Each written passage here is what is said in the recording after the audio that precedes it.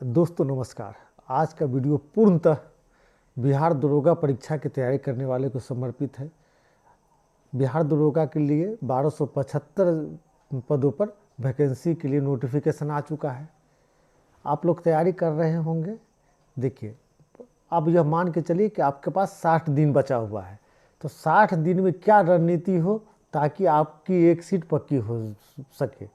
देखिए, कोई भी सफलता हो, कोई भी चीज़ हो, उसकी एक अपनी कीमत होती है।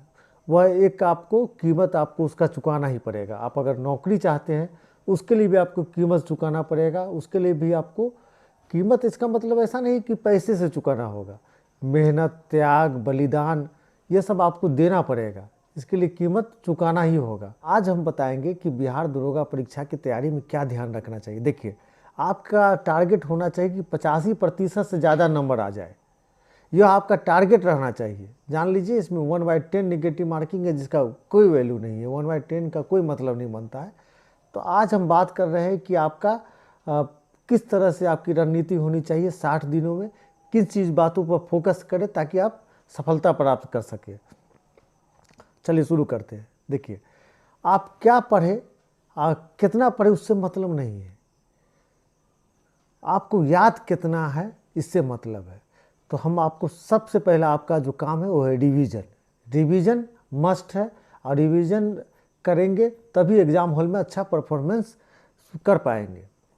देखिए, रिवीजन अगर नहीं होगा तो आपको कन्फ्यूज़न रहेगा एग्ज़ाम हॉल में। आप जब परीक्षा दे के आएंगे तो अपने दोस्तों को कहेंगे कि अरे हम जान रहे थे गलत करके। दरअसल आप जान रहे थे लेकिन कन्फ्यूज़ थे। क्यों कन्फ्यूज़ थे? तो आपने रिवीजन नहीं किया था, लेकिन आपको लगता था कि आप जान रहे हैं और गलत कर दिए। दरअसल आप सही से उस चीज़ को जान ही नहीं रहे थे। तो रिवीजन मस्ट है। रिवीजन 60 दिनों के अंदर रिवीजन धांग दीजिए। यदि इतना रिवीजन कीजिए कि मतलब कहीं से कोई कन्फ्यूजन न रहे। लेकिन रिवीजन करने वक्त में आपको प्राथमिकता तय करनी होगी कि पहले किस सब्जेक्ट का रिवीजन करें। ऐसे नहीं कि भारतीय अर्थव्यवस्था का रिवीजन करना शुरू कर दिए जिससे सवाल ही नहीं आता है। आपको अगर रिवीजन करना है तो जो सबसे महत्वपूर्ण सब्जेक्ट है उससे रिवीजन करें। तो हम आपको बताना चाहते हैं कि आपके लिए सबसे महत्वपूर्ण सब्जेक्ट जो है रिवीजन करने के लिए मॉडर्न हिस्ट्री, करेंट अफेयर और साइंस है।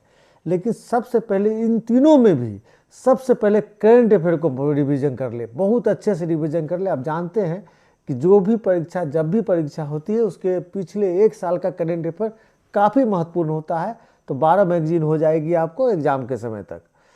तो आप करेंट अफेयर रिवीजन कर ले, और रिवीजन जब समाप्त हो तब उसके लिए 1 घंटा प्रतिदिन दे दे कि उस साथ ही चलता रहे। तो करेंट अफेयर का रिवीजन मस्ट है, मस्ट है, याद रख लीजिएगा। बिहार में छोटे शहरों के छात्र का फेल होने का सबसे बड़ा कारण है उसका करेंट अफेयर कमज़ोर होना। आपके अगल बगल में जो लोग फेल हुए होंगे उनसे पूछ लीजिएगा, या आप भी फेल हुए होंगे तो आप अपने दिल से हाथ रख के पूछ लीजिए कि आपका करेंट अफेयर अच्छा था, खराब रहा होगा आपका करेंट अफेयर। आपकी असफलता का मेन कारण है करेंट अफेयर का खराब रहना। दरोगा परीक्षा में एक एक नंबर महत्वपूर्ण है। किसी भी परीक्षा में एक एक नंबर महत्वपूर्ण है, लेकिन दरोगा परीक्षा में और महत्वपूर्ण हो जाता है। याद रख लीजिएगा, करेंट अफेयर का रिवीजन मस्ट है, अच्छे से कर लीजिए। हिस्ट्री, देखिए हिस्ट्री में मॉडर्न हिस्ट्री महत्वपूर्ण है, बहुत आसान है, आराम से आदमी बना लेता है। आदमी जब आराम से कोई चीज़ कर लेता है तो उसको बहुत हल्के में ले लेता है, वही चीज़ उसको भारी पड़ जाता है। तो मॉडर्न हिस्ट्री आसान है, सब कुछ आप जानते हैं, लेकिन इसमें कन्फ्यूज होने की संभावना भी बहुत ज़्यादा है। लाला लाजपत राय, जवाहरलाल नेहरू, महात्मा गांधी, यही नाम पूरे में आएगा। अब कौन में सही है कौन में गलत है ये आपको देखना है। इसके लिए रिवीजन मस्ट है। तो मॉडर्न हिस्ट्री का रिवीजन कर ले, करेंट अफेयर का रिवीजन कर ले। उसके बाद बचता है आपका साइंस। साइंस का अच्छे से रिवीजन कर ले। साइंस भी बिहार दरोगा परीक्षा में महत्वपूर्ण रोल अदा करता है, और अभी देख रहे हैं कि सभी परीक्षाओं में साइंस का वेटेज बहुत ज़्यादा बढ़ रहा है। साइंस का वेटेज बढ़ रहा है तो साइंस का रिवीजन कर ले। जब यह तीनों सब्जेक्ट रिवाइज हो जाता है तो अन्य सब्जेक्टों का रिवीजन करें। आगे हम बात करेंगे टेस्ट सीरीज के बारे में। देखिए, आप तैयारी करते हैं, एक आदमी के साथ करते हैं, 2 आदमी के साथ करते हैं, 3 आदमी के साथ करते हैं, 5 आदमी के साथ करते हैं, और उन्हीं 5 आदमियों में तुलना करते हैं। दरअसल उस जेन्युइन तुलना नहीं है। या तो जो सफल है, जो बहुत तेज है उससे तुलना कीजिए, या मास लेवल पर तुलना होना चाहिए। देखिए कम्पिटिटिव एग्जाम्स में होता क्या है, वही लोग सफल होते हैं जो सर्वश्रेष्ठ होते हैं, और ऊपर से सर्वश्रेष्ठ लोगों का चयन कर लिया जाता है, अब बाकी लोगों को छोड़ दिया जाता है। कितना जानते हैं नहीं जानते इससे कोई मतलब नहीं, जितनी सीटें हैं उसके अंदर में आप आते हैं तो सेलेक्ट होंगे, नहीं आते हैं सेलेक्ट नहीं होंगे। देखिए आज का वीडियो आप पूरा देखिएगा, मात्र हम 10 मिनट लेंगे। बहुत दिनों के बाद हम लेक्चर देने के लिए आए, नहीं तो कंटेंट पे काम कर रहे हैं, बहुत दिनों के बाद आए, लेकिन वीडियो पूरा देखिए, पूरा देखिए, समझिए। जब आप 4-5 आदमी मिलकर तैयारी करते हैं तो आप 4-5 आदमियों में तुलना करते हैं, लेकिन दरअसल ऐसा होता नहीं है, आपकी तुलना लाखों आदमियों में होना चाहिए। तो आप टेस्ट सीरीज ज्वाइन कर ले, जहाँ बहुत ज़्यादा लोग हों, वहाँ तुलना करें कि आपकी स्थिति क्या है, और वही आपकी वास्तविक स्थिति है। वहाँ आप देखेंगे कि जिससे आप पीछे रहते हैं एग्ज़ाम हॉल में भी, रिजल्ट भी आएगा तो उससे पीछे ही रहेंगे। तो टेस्ट सीरीज ज्वाइन करें, किसी अच्छे कोचिंग संस्थान का टेस्ट सीरीज ले लें, वहाँ जाके दे, या सबसे अच्छा कहते हैं सस्ता में ऑनलाइन टेस्ट सीरीज ले लें, जो आपको काफ़ी फ़ायदा पहुँचाएगा, काफ़ी फ़ायदेमंद रहेगा आपके लिए। तो टेस्ट सीरीज को मतलब आप इग्नोर न करें, टेस्ट सीरीज आप ज़रूर ले, ताकि आपके अपनी कमियों का पता चल पाए, और कमी दूसरे की तुलना में आप कितने पीछे हैं इस बात का पता चल पाए। क्या कि दूसरा आदमी भी एग्ज़ाम दे रहा है, आप भी एग्ज़ाम दे रहे हैं। मान लीजिए 3 सीट है, 4 लोग हैं, तो 3 आदमी 10 से ऊपर नंबर लाया, आप 9 लाए, तो जानते हुए भी आप फेल हो जाएंगे। इसलिए मतलब तुलना ज़रूरी है, और उसके अनुसार आप सुधार करने की ज़रूरत है। अगला है प्रैक्टिस सेट। देखिए टेस्ट सीरीज अलग हो गया, प्रैक्टिस सेट अलग हो गया, तो प्रैक्टिस सेट ज़रूर बनाए, खूब बनाए प्रैक्टिस सेट।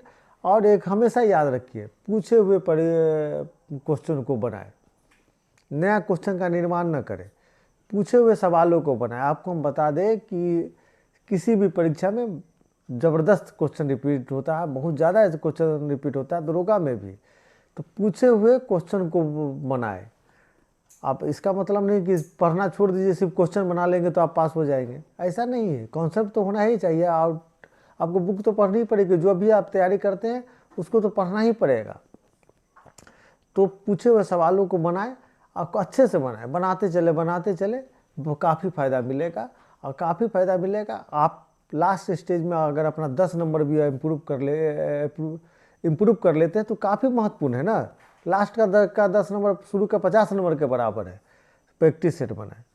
एक और बात बताते हैं कि देखिए अब जो वक्त कम है, मान लीजिए 60 दिन मान लिया जाए कि है, तब नए चीज़ों को नहीं पढ़ना चाहिए, नई किताबों को नहीं पढ़ना चाहिए। हमेशा हम कहते भी हैं कि ज़्यादा किताब मत पढ़िए, कम किताबों को बार बार पढ़िए, सिलेबस के अनुसार हर टॉपिक का 2 आप बुक ले लीजिए, एक रेफरेंस एक मेन, और उसी को पढ़िए। 50 तरह की बुक लेने की कोई ज़रूरत नहीं है। तो नए चीज़ों को पढ़ने से बचे, जब एग्ज़ाम का 60 दिन बचे तो नए किताबों को पढ़ने से बचे, रिवीजन करने पर ज़्यादा फोकस करें, समझे। नए चीज़ों को आपको नुकसानदेह होगा, याद भी नहीं होगा, जहाँ रिवीजन करना उसके लिए भी समय बर्बाद हो जाएगा। आगे है निगेटिव मार्किंग। आप जानते हैं कि बिहार दरोगा में 1/10 निगेटिव मार्किंग है, मतलब एक सही क्वेश्चन आपका माइनस हो जाएगा अगर 10 गलत कर लेते हैं तो। लेकिन दोस्तों मेरा यह मानना है कि बिहार दरोगा परीक्षा देने वाले को 100 का 100 क्वेश्चन बना लेना चाहिए। कि देखिए प्रोबेबिलिटी का जो नियम है कि 25% 1/4, आपका 4 ऑप्शन है तो 25% सही होने की संभावना है, तो 4 क्वेश्चन में एक सही हो जाएगा, जबकि गलत 10 में एक माइनस होगा, तो आप कहीं ना कहीं बेनिफिट में रहेंगे। लेकिन हम यह बात जो बोल रहे हैं कि नेगेटिव मार्किंग 1/10 है, 100% सवाल बना के आना चाहिए।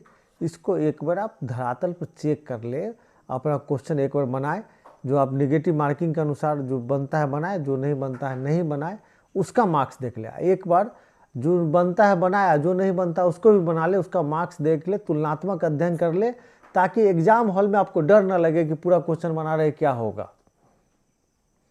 तो 1/10 नेगेटिव मार्किंग है, तो हमेशा हम कहते हैं 1/10 नेगेटिव मार्किंग नहीं होता है, तो आदमी को 100% क्वेश्चन बना के आना चाहिए।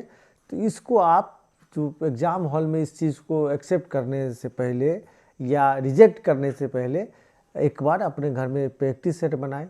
प्रैक्टिस सेट एक बार बना ले, जो जानते हैं वो बना ले, उसका स्कोर लिख ले, और जो बाकी बच जाता है दूसरी बार में जो बनाते हैं, जो बाकी बच जाता है उसका तुक्का मार के दोनों के स्कोर में अंतर कर ले, 2-3-4 प्रैक्टिस सेट में ऐसा अंतर कर ले, तब आपको पता चलेगा कि पूरा बनाना चाहिए या नहीं बनाना चाहिए।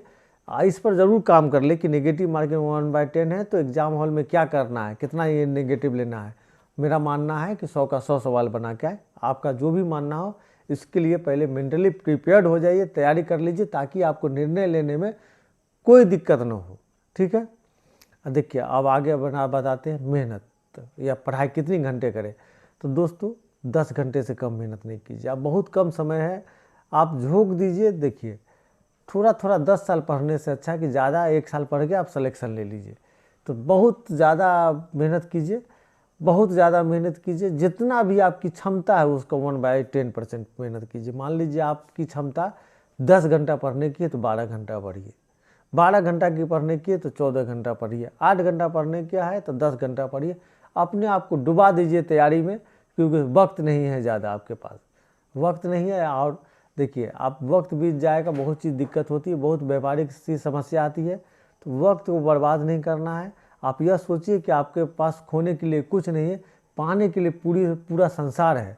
इसलिए कड़ी मेहनत कीजिए, और कड़ी मेहनत अगर सही दिशा में होगी तो सफलता ज़रूर मिलेगी। हमारी शुभकामना है आपके साथ। भगवान करे आपको सफलता मिले। बहुत बहुत धन्यवाद।